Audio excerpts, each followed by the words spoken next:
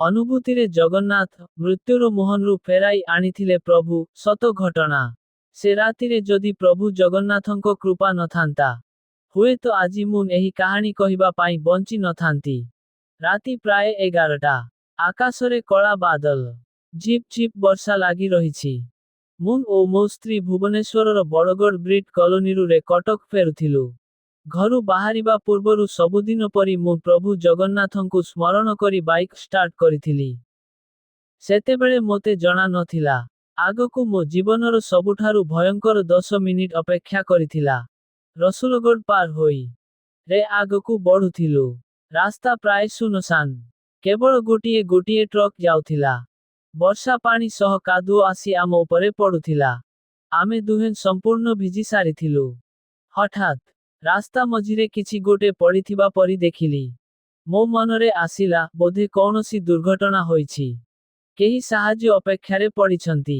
ମୋ ସ୍ତ୍ରୀ ବାରମ୍ବାର କହୁଥିଲେ, ଯାଅନି। ରାତି ବହୁତ ହୋଇଗଲା। କିନ୍ତୁ ମୋ ବିବେକ ମୋତେ ଅଟକାଇ ପାରିଲା ନାହିଁ। ମୋ ବାଇକ୍ ରଖି ଧୀରେ ଧୀରେ ସେ ଲୋକଟି ପାଖକୁ ଗଲି। ଆଉ ତା ପରେ ଯାହା ହେଲା, ତାହା ମୁଁ ସ୍ୱପ୍ନରେ ମଧ୍ୟ ଭାବିନଥିଲି। ସେ ଲୋକଟି ହଠାତ୍ ଉଠି ପଡ଼ିଲା। ତା ହାତରେ ଗୋଟିଏ ଚକଚକିଆ ଛୁରୀ। ସିଧା ମୋ ଆଡ଼କୁ ଦୌଡ଼ି ଆସିଲା। କିଛି ସେକେଣ୍ଡ ଭିତରେ ସେ ଛୁରୀଟିକୁ ମୋ ବେକରେ ଲଗାଇଦେଲା। ମୋ ଶରୀର ଥରି ଉଠିଲା। ଗୋଟିଏ ପଟେ ଛୁରୀ, ଆଉ ଗୋଟିଏ ପଟେ ମୋ ସ୍ତ୍ରୀ, ଯିଏ ଭୟରେ କାନ୍ଦୁଥିଲେ। ସେଦିନ ଆମେ ଗୋଟିଏ ବାହାଘରରୁ ଫେରୁଥିଲୁ। ମୋ ସ୍ତ୍ରୀ ସୁନା ଗହଣା ପିନ୍ଧିଥିଲେ। ଚାରିଆଡ଼େ ଅନ୍ଧାର। ଝିପ୍ ଝିପ୍ ବର୍ଷା। ରାସ୍ତାରେ ପ୍ରାୟ କେହି ନାହାନ୍ତି। ସେହି ମୁହୂର୍ତ୍ତରେ ମୋତେ ଲାଗିଲା, ଏଇଟା ବୋଧେ ମୋ ଜୀବନର ଶେଷ ରାତି। ମୁଁ ବହୁତ ବୁଝାଇଲି, କିନ୍ତୁ ସେ କିଛି ଶୁଣୁନଥିଲା। ସେତେବେଳେ ମୋ ପାଖରେ କୌଣସି ଉପାୟ ନଥିଲା। ମୁଁ କେବଳ ଆଖି ବନ୍ଦ କରି ମନେ ମନେ କହୁଥିଲି, ହେ ପ୍ରଭୁ ଜଗନ୍ନାଥ, ଆଜି ତୁମେ ହିଁ ଭରସା। ସମୟ ଯେମିତି ଅଟକି ଯାଇଥିଲା। ପ୍ରତ୍ୟେକ ସେକେଣ୍ଡ ଗୋଟିଏ ଘଣ୍ଟା ପରି ଲାଗୁଥିଲା।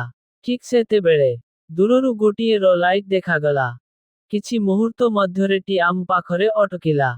ଦୁଇଜଣ ବ୍ୟକ୍ତି ତୁରନ୍ତ ଓହ୍ଲାଇ ସେହି ଦୁର୍ବୃତ୍ତକୁ କାବୁ କରିଦେଲେ। ମୋତେ କେବଳ ଏତିକି କହିଲେ, ସାର୍, ଆପଣ ଏବେ ଯାଆନ୍ତୁ। ମୁଁ ଓ ମୋ ସ୍ତ୍ରୀ ଆଉ କିଛି ନ ଭାବି ସେଠାରୁ କଟକ ଅଭିମୁଖେ ବାହାରିଗଲୁ।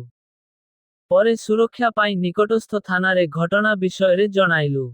ସେଠାରେ ଜାଣିଲି, ଯେଉଁ ଦୁଇଜଣ ଆସି ଆମକୁ ବଞ୍ଚାଇଥିଲେ, ସେମାନେ ସାଧାରଣ ଲୋକ ନୁହେଁ। ସେମାନେ ପୋଲିସ ଥିଲେ। ହୁଏତ କେହି ଆଗରୁ ଏହି ଘଟଣା ବିଷୟରେ ଖବର ଦେଇଥିଲେ। ସେଦିନ ମୁଁ ବୁଝିଲି, ଏହି ଦୁନିଆରେ କେତେକ ଲୋକ ଅନ୍ୟର ଜୀବନ ନେବାକୁ ଚାହାନ୍ତି। ଆଉ କେତେକ ଲୋକ ନିଜ ଜୀବନକୁ ବିପଦରେ ପକାଇ ଅନ୍ୟର ଜୀବନ ବଞ୍ଚାନ୍ତି। ମୋ ପାଇଁ ସେଦିନ ସେହି ପୋଲିସ କର୍ମଚାରୀମାନେ ପ୍ରଭୁ ଜଗନ୍ନାଥଙ୍କ ପଠାଇଥିବା ଦୂତ ପରି ଲାଗିଥିଲେ। ଏହା କେବଳ ଏକ ଘଟଣା ନୁହେଁ। ଏହା ମୋ ଜୀବନର ଏକ ଅବିସ୍ମରଣୀୟ ଅନୁଭୂତି। ଜୟ ଜଗନ୍ନାଥ।